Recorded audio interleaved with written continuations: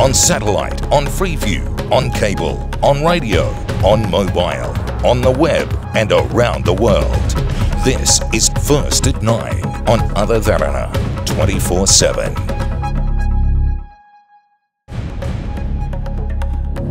Tonight, budget to Parliament.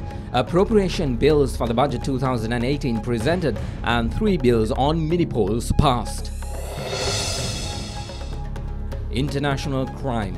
Sri Lankans involved in a $60 million cyber heist in Taiwan. One arrested and another on the run. Following the guidelines, Foreign Minister Tilak Marapana says North Korea's sanction is in line with a UN Security Council resolution. There is a Security Council resolution which requires us to pass sanctions against North Korea. Bilateral relations. Prime Minister Ranil Wickremesinghe visits Finland and commences official discussions. And in sports, Sri Lanka versus Pakistan. Lions in a commanding position as the second test is underway in UAE.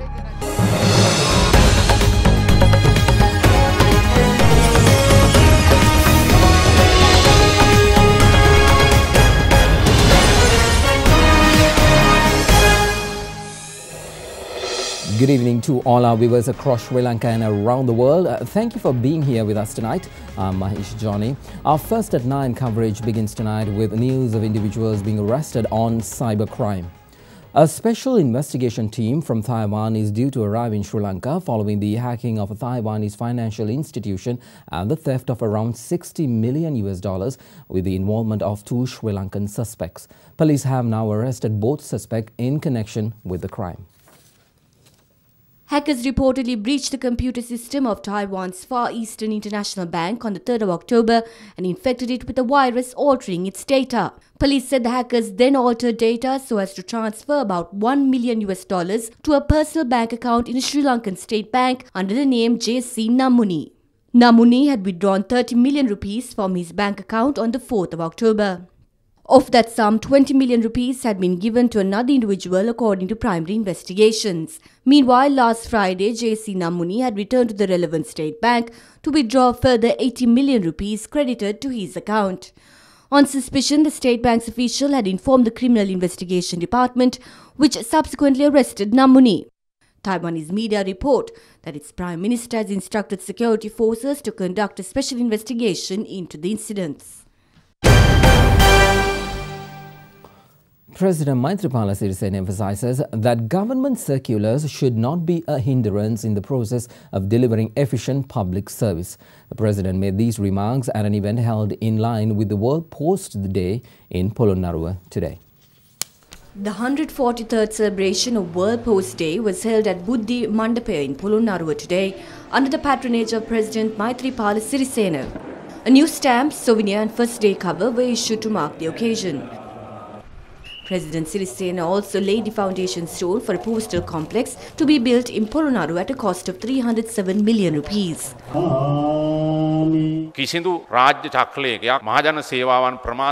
It is important that no government circular should discourage the progress of the public service.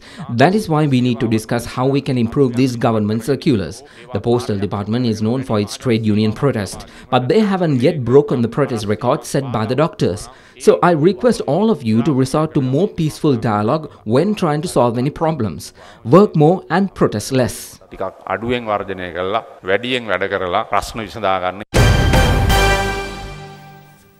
Prime Minister Ranil Wickremesinghe commenced a diplomatic visit to Finland today with the objective of strengthening economic and political ties between Sri Lanka and Finland. The Prime Minister engaged in discussions at the government palace in the capital of Helsinki, where he met with top officials from Finnvera, Nordic Investment Bank and Autotech.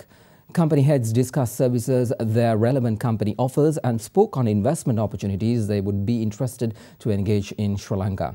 The Prime Minister's office added that wide-ranging discussions were held on investment opportunities, funding renewable energy through recycling and supply of drinking water. Several political dignitaries, including the Minister of Ports and Shipping, Mahinda Samarasinha, accompanied the Prime Minister during this visit.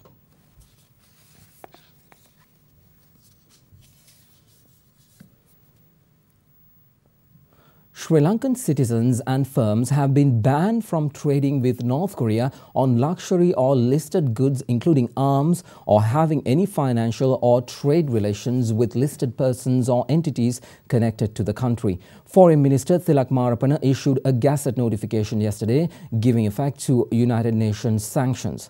A competent authority is being established in consultation with the Defence Ministry, and assets of North Korea identified in Sri Lanka is being seized.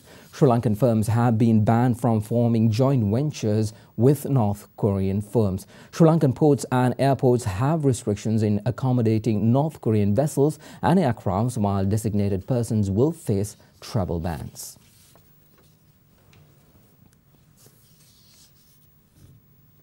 Let's now take you to the Parliament. Meanwhile, during a parliamentary session today, JVP leader Anurakumara Dissanayake raised questions on the government's decision to impose sanctions on North Korea. If a government is taking a decision to ignore a country, then that particular decision should be discussed in Parliament. But it's through media that we get to know this sort of decision.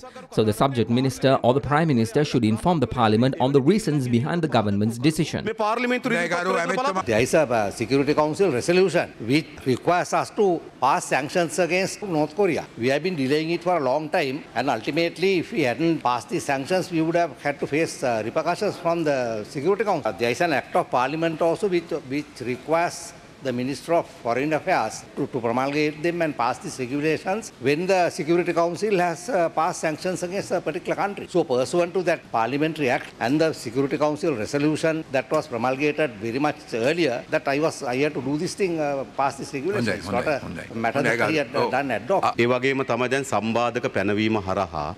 Is there a list of goods that will be banned from export and import from and to North Korea?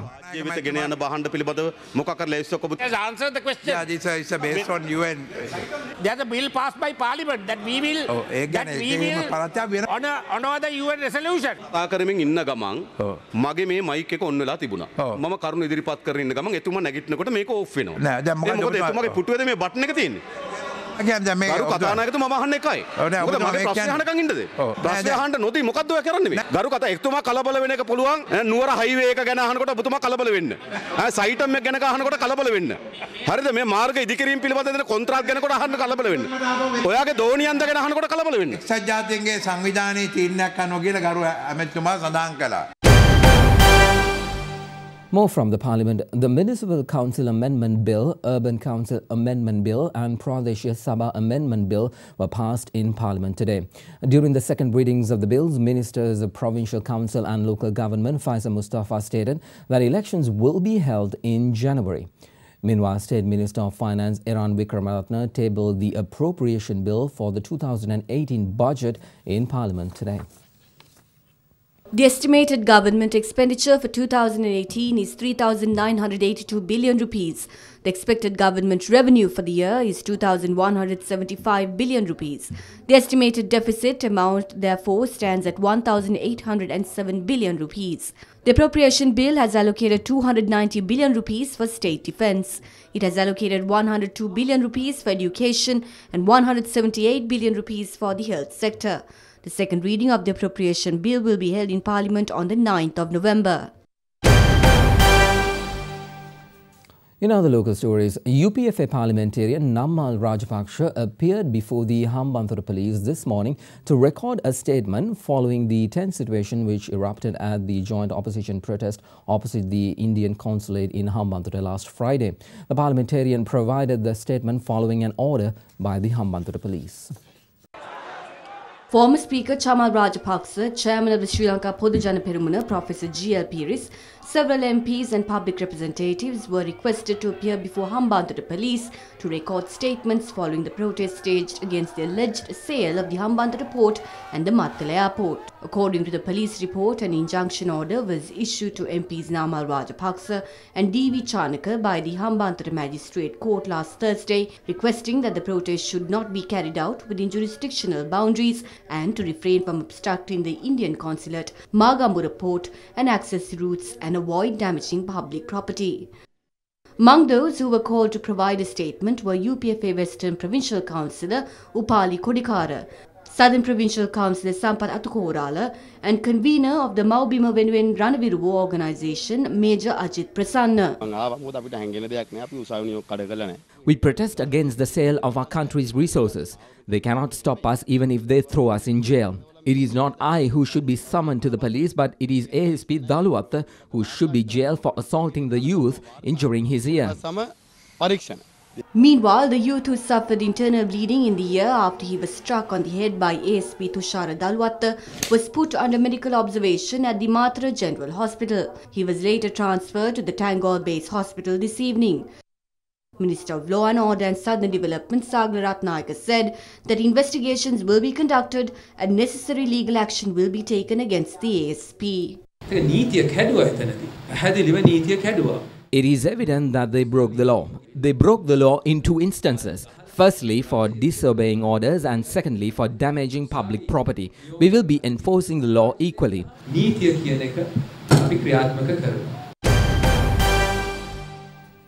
Meanwhile, various views were expressed regarding the assault of the youth at the Hambantota protest recently. ASP Tushara Daluwatha made a logical decision to assault the youth in front of journalists. He thought of this as a golden opportunity to receive a promotion. He took the path of the IGP, the Navy Commander, hoping for a promotion. Daluwatha is still observing CCTV cameras and is arresting suspects. No action has been taken against the terrorist-like behavior which was displayed on camera. The law has gone to the dogs. They behaved in a dangerous manner. The time has come for the people to come together and fight for democracy.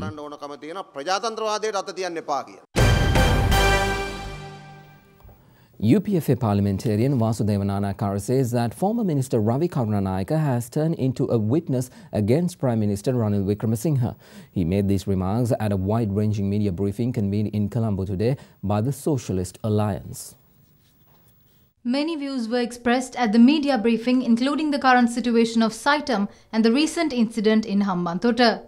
Rajya Banku Pradhanin, Commissioner Idriyata avit kiwwa. When questioned by the Commission, chairpersons of State Bank said that Ravi instructed them to bid low. Ravi Karunanayake replied that they were asked to bid low in order to keep the interest rate low. He says it's the fault of the central bank, adding that the central bank did not come under his ministry. But Ravi missed the fact that the central bank is under the Prime Minister's purview. So Ravi implies that the answer should be given by the Prime Minister. Ravi has now stepped forward as a witness against the Prime Minister. If a protest is being organized in spite of an enforcement order, the way to handle the incident is not by slapping a protester. An ASP does not have powers to slap a person who is under arrest. It's a violation of human rights. If our march violated a court order, we are ready to go to jail. Nowhere in the world do you find a harbour, a port being handed over to a private foreign company. So if the government acts in this type of dictatorial manner, then the people to protest, and that was done in an orderly manner. In this situation, to use the type of police terror. So this is the level to which the government is sinking. You are watching Sri Lanka's #1 news channel, Aladharana 24/7.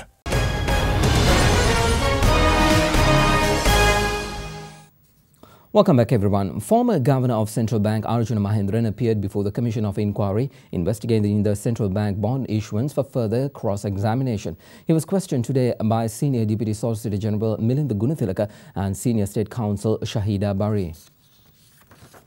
Former Governor of Central Bank Arjuna Mahendran denied the suggestion by Senior State Counsel Shahida Bari, which stated that his decision to suspend the direct placement method for bond issuances resulted in excessive money printing by the central bank. Meanwhile, Senior Deputy Solicitor General Milinda Gunathilaka brought the Commission's attention towards daily reports of EPF submitted to the former governor during his tenure. Gunathilaka pointed out that EPF had missed opportunities to gain profit because it had engaged in secondary market transactions instead of primary market transactions during treasury bond auctions. Mahendran replied that he could not comment on the particular statement without perusing the relevant documents. The annual International Maritime Conference, Galle Dialogue 2017, organized by the Sri Lanka Navy for the 8th consecutive time, commenced today at the Galle Face Hotel in Colombo. The inaugural ceremony of the two-day conference was graced by State Minister of Defence Ruwan Wijewardena as well as former President Chandrika Bandaranaike Kumaratunga. Galle Dialogue 2017 will be conducted under the theme of Greater Maritime Visibility for Enhanced Maritime Security, with the representation of 51 countries and 12 organizations. Speaking at the inaugural session, State Minister of Defence Ruwan Wijewardena expressed views on enhancing maritime security cooperation with friendly nations. Sri Lanka's geographic location has meant that it has been at the center of ancient trading routes linking the East and the West. In today's context, one of the most important sea lanes of communications. Over 200 ships transit our waters daily. The Indian Ocean has also gained increasing prominence in the current era as a very high proportion of the world's seaborne trade. Many countries have assisted us in numerous ways, and many more have indicated their willingness. Meanwhile, the Commander of the Navy, Vice Admiral Travis Sinnaya, also addressed the gathering. Managing maritime security is a challenging endeavor, and I am sure that this Nautical Assembly will agree that it demands cooperation and collaboration amongst global stakeholders. It is time a consensus is established on cooperation among states to share information, creating the finest real-time picture. We need to protect the freedom of the seas and maintain a rule-based international order so that power is not misused. Threats to peace and stability from friction between countries are managed through negotiation based on international law, and the threat of violent non-state actors addressed by common global action.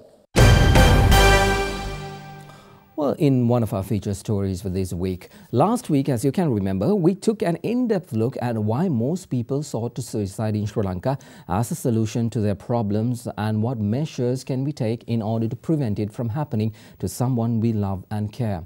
One of the key symptoms we spoke about in that piece is how much depression is contributing towards suicide.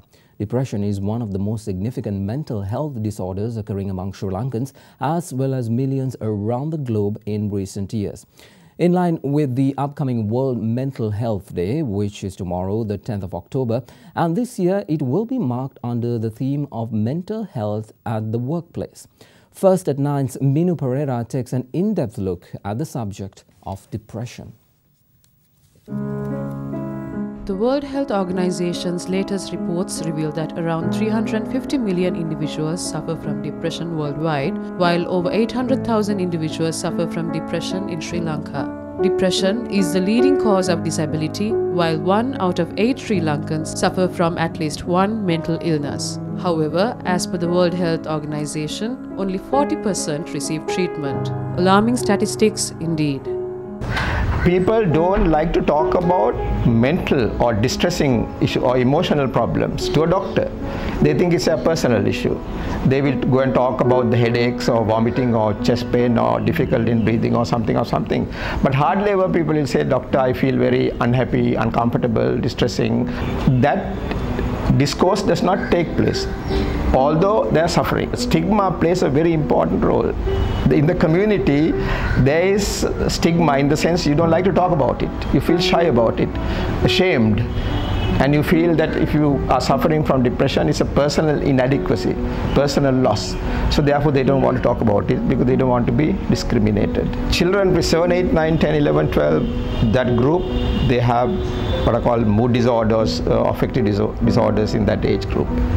Sometimes the manifestations may be a little different from the elderly, whether it's the children or whether it's the adolescents or whether in their 20s and 30s. The whole spectrum of people are susceptible to develop depressions.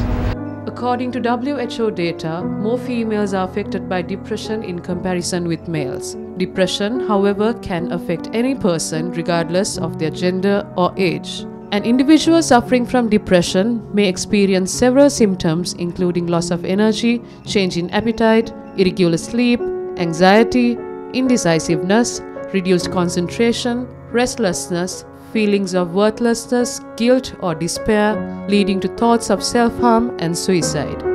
Sri Lankan representative of the World Health Organization, Dr. R. Pense, meanwhile warns of long-lasting effects of mental health issues. The most successful people in the world can have depression, and one would wonder why. You have everything. You have money, you have power, you have position. Don't feel bad about it. It can happen to anybody. The mechanisms, the policies, programs, they can only help. But to reach out, to implement these, it's everyone's business.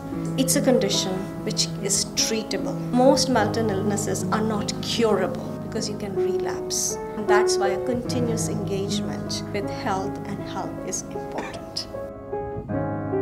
Treatment for depression depends on the frequency and the severity of symptoms.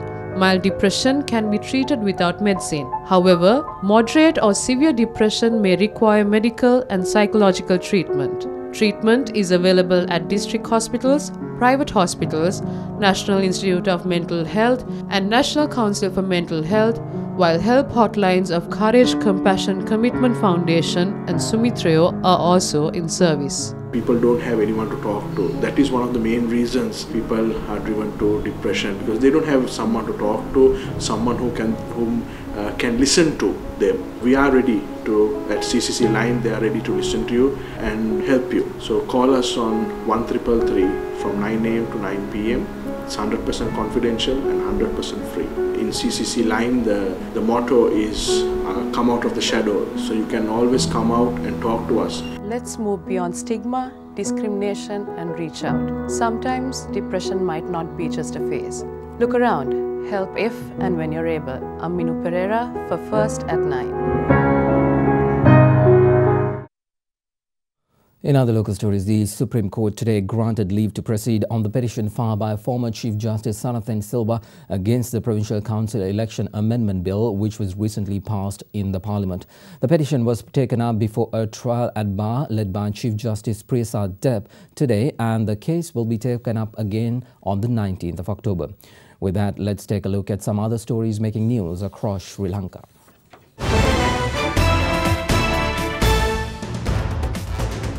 Former MP Duminda Silva, who is currently on death row in connection to the murder of former parliamentarian and presidential advisor Bharata Lakshman Premachandra, was brought to the National Eye Hospital today. The former MP was brought to the hospital over an eye condition, was sent back to the prison hospital following a medical checkup.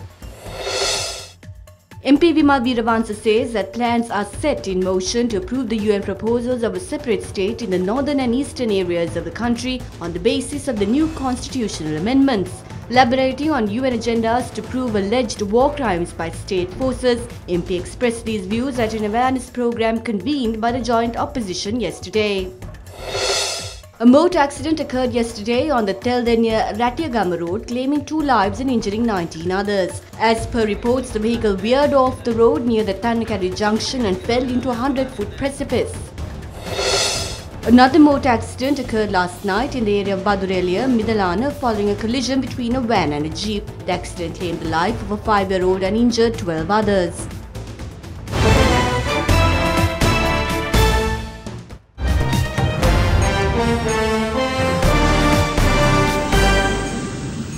Let's move on to international news now. After pledging to work with Democrats to protect young immigrants called Dreamers brought illegally to the U.S. as children, U.S. President Donald Trump insists that any deal concerning them should be tied to a wider crackdown on illegal immigration, including funding for the controversial border wall.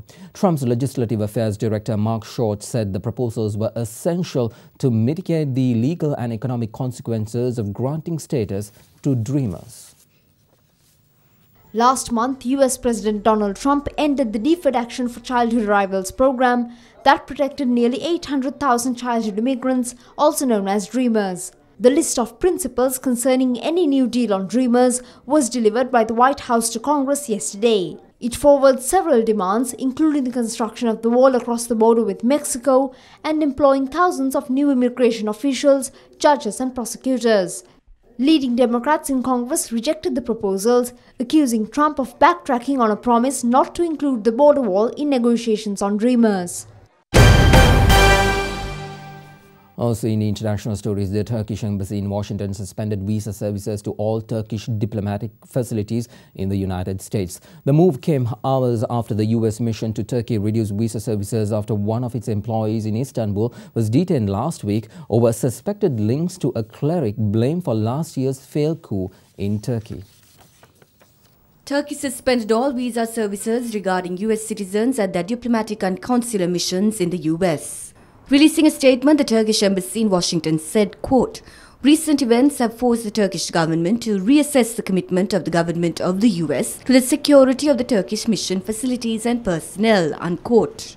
The words echo the statement issued by the US mission, which said it had suspended all non-immigrant visa services in order to reassess Turkey's commitment to staff security. You are watching Sri Lanka's premier news channel, Avatharana 24/7.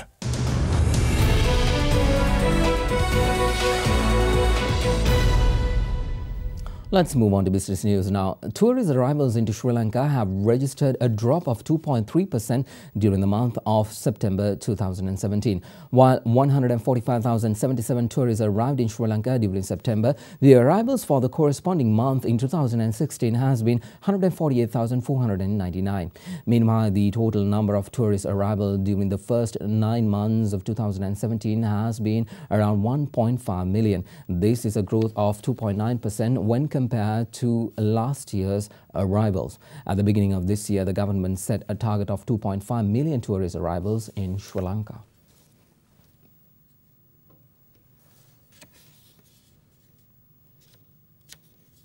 Let's take you to the stock market now. Sri Lankan shares ended lower today, slipping from a 9-week closing high hit in a previous session as investors booked profits in banking and diversified stock, but continued foreign buying helped boost sentiment. The Colombo Stock Index ended 0.2% weaker at 6,515.84, edging down from its highest close since last Friday. The Bourse rose 1.4% last week, recording its 4th straight weekly gain. Foreign investors brought a net of 225.2 million rupees worth of equities today, extending the year-to-year net foreign inflow of 20.1 billion rupees worth of shares. Our turnover stood at 1 billion rupees, more than this year's daily average of 923.9 million rupees.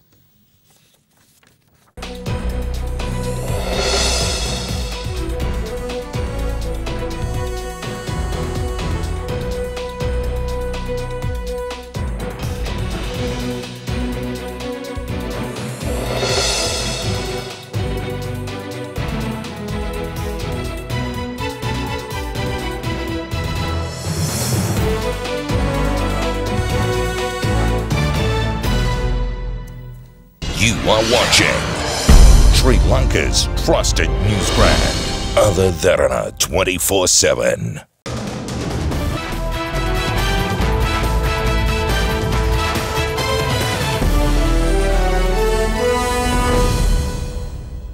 Let's move on to sports now. Sri Lanka left Pakistan chasing in the Dubai International Cricket Stadium for the 4th day of the nation's first ever day and night match. Chasing a target of 317, Pakistan is currently 125 for the loss of 5 wickets. Sri Lanka went to stumps with a 254-run lead over Pakistan after 15 wickets fell on the turbulent 3rd day of the 2nd test. Skipper Dinesh Chandimal called to bat again after bowling Pakistan out for 262 yesterday. Fast bowler Wahab Riaz took 3 for 10 as the tourists finished day 3 on 34 for 5 in its 2nd innings. Day 4 was equally stormy for the Lankans as Yasir Shah trapped Surangal Akmal LBW while Riaz claimed captain Dinesh Chandimal for a duck, leaving Sri Lanka on a 2nd innings total of 96. Starting to bat, Pakistan lost early wickets as Sami Aslam was claimed by Lahiru Gamage while Azhar Ali was dismissed by Nuwan Pradeep. Oh, big inside edge, gone, taken a shot. That promotion. Oh. They're asking for a stumping and also... A bit of tennis. World number 1 Rafael Nadal produced a ruthless performance to win his 75th singles title, beating Australian Nick Kyrgios 6-2, 6-1 in the China Open final yesterday. The Spaniard, appearing in the 110th final of his career, cruised to his first China Open title since 2005. As 8th seed, Kyrgios was hindered by his own inconsistency and rarely troubled the top seed. World number 19 Kyrgios, who was looking for his first title of the year, held his opening 2 service games but faded as Nadal broke twice to grab the first set.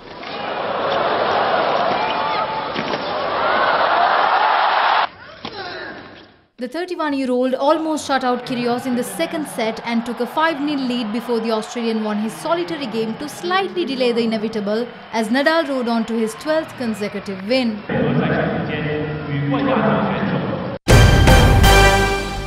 You are watching Sri Lanka's award-winning news channel, Ada Dharana 24/7.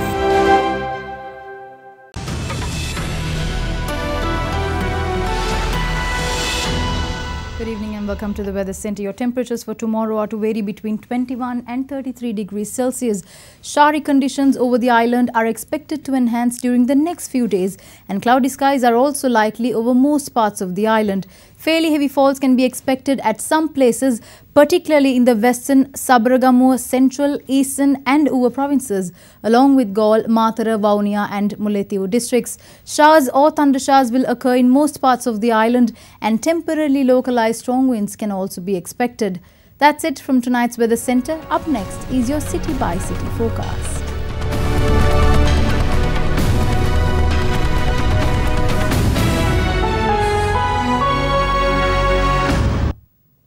And that is a part of your world tonight right here on Ada Dharana 24/7. First at 9, we'll return tomorrow with Katharina Chai. Be sure to join her then. And before we wrap things up for tonight, we'd like to take you to Marble Beach in Trincomalee, one of the safest, most spectacular and pristine beaches on the island. On a bright day, the surface of the sea when it is calm is said to shine like marbles, hence the name of this stunning stretch of coastline. Thank you for joining us. Good night.